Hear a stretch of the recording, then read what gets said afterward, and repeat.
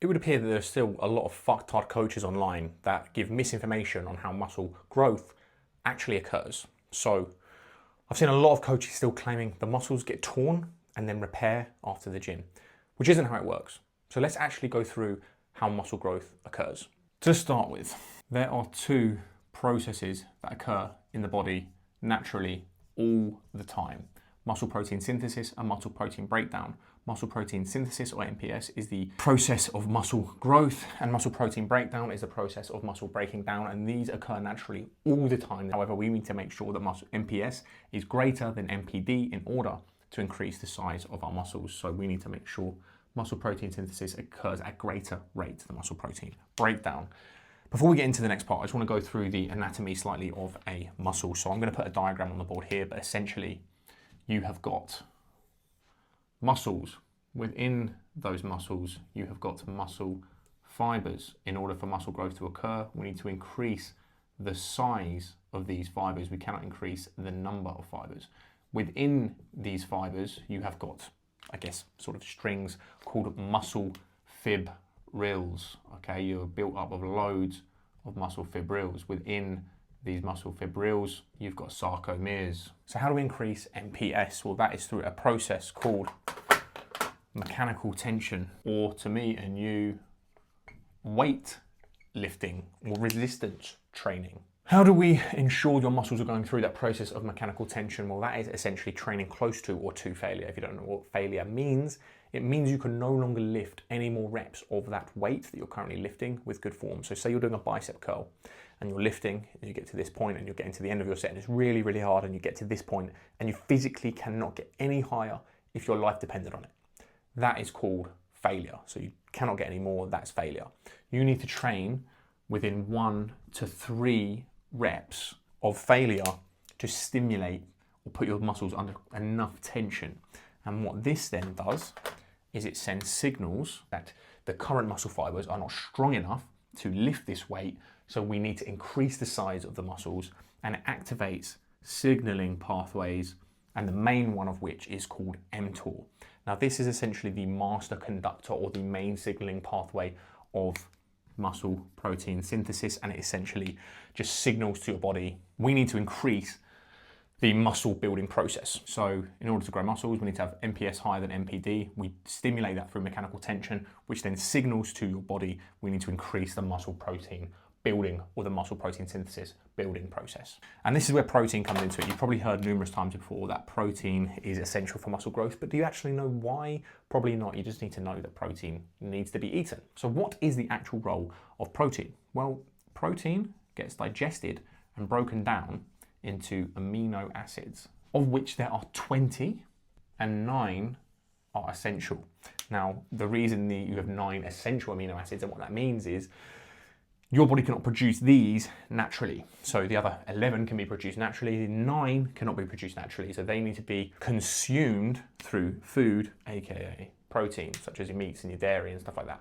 Okay, so these get broken down and converted into amino acids, which are then passed through the bloodstream and sent to your muscles. So these amino acids are used to create muscle proteins, of which your muscles have proteins within them, namely actin and myosin. And these proteins are responsible for producing force in the muscles. Okay, now going back to this diagram, as we discussed earlier, this is your muscle. Within that, you've got the muscle fibers, and within that, you've got the myofibrils. So let's say this is your muscle.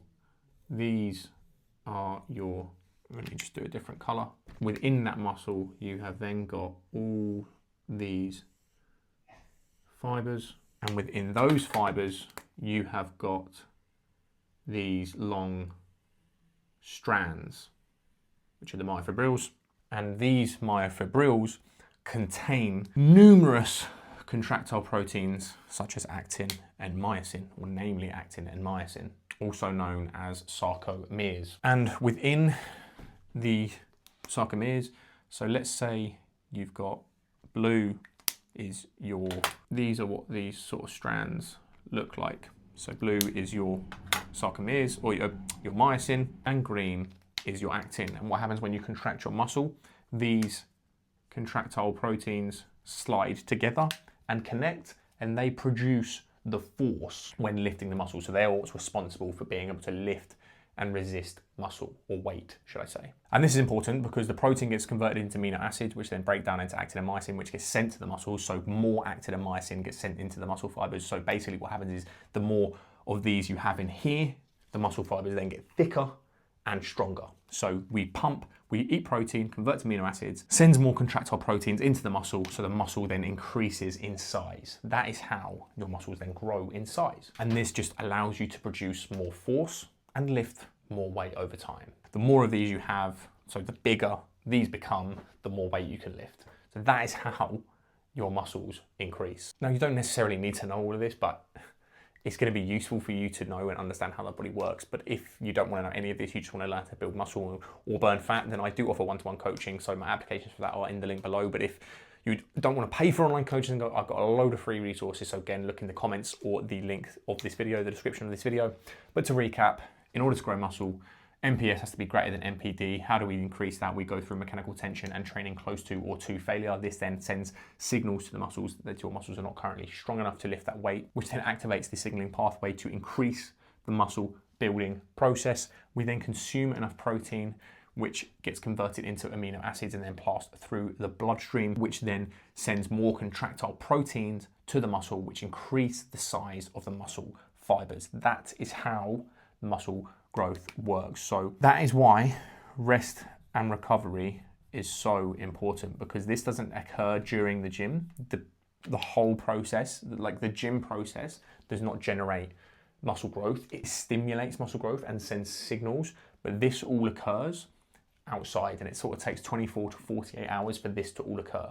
So if you are doing chest on Monday, let's say, for example, or push on Monday, you do push again on Tuesday, you're not given enough time for this to happen and recover. So all that you're going to be doing is creating muscle damage. So that feeling you get after a gym session where your muscles feel sort of sore and achy, that is just muscle damage. That's not muscle growth. So if you're going to the gym and training whilst you're feeling that feeling still, that is just going to cause more damage to the muscles and actually stunt muscle growth instead of stimulating muscle growth. So do your muscles get torn? Well, yeah, muscle damage. That's the tearing process, but that again isn't the driver of muscle growth. The main driver is mechanical tension. So no, your muscles don't get torn and broken down. That is a complete fucktard way of putting it, and I cannot believe there are still trainers online claiming that's how muscle growth occurs. So ignore anyone who says that and give them an unfollow. And if you want more no bullshit videos breaking down how muscle growth and fat burning actually happens, then feel free to drop me a follow.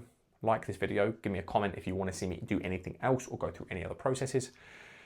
And don't forget to subscribe if you haven't already. And I'll see you on the next one.